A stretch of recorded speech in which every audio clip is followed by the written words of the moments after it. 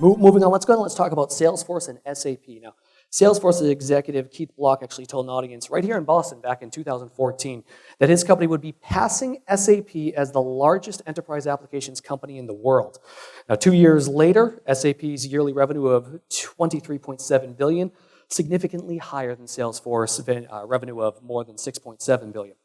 Still, no denying the growth, however, of what's taking place with Salesforce. Kind of give me your thoughts on that. Can at any point in time, and that's the question, will Salesforce ever overtake SAP? My question back would be, who cares? Like, I mean, truthfully, sorry, but who really cares? I mean, it's great for Keith to go make headlines, and we're talking about it now because he made the statement, so I guess we act like we care, but nobody does really care. I mean, unquestionably, Salesforce is on an upward trend. They're not profitable, but that doesn't matter to them because they're continuing to they'll go buy companies that have good cash flows, go pull them into the mix. They're certainly ahead of where SAP is in terms of being in the cloud, although SAP would want to dispute my comment there, but I think it's indisputable.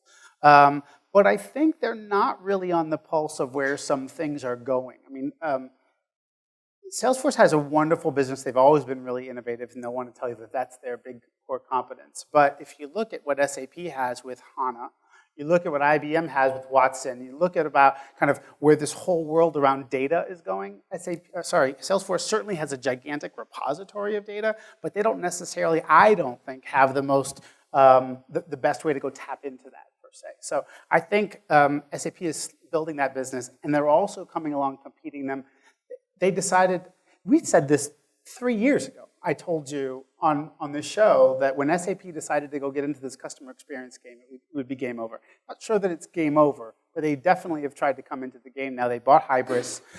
They're building up their whole marketing stack now, and I think that they're going to be a significant player. Well, that kind of goes into things what we talked about SAP a little bit off camera. We had talked about SAP and their ability to continue to reinvest in new things. I mean, you talk to that a little bit more because they continue to do that and continue to grow in other ways. Yeah, I mean, look, both of these companies actually are doing a lot of investing in. I mean, they both have a ventures group that's out there kind of helping to incubate smaller companies or invest money into companies.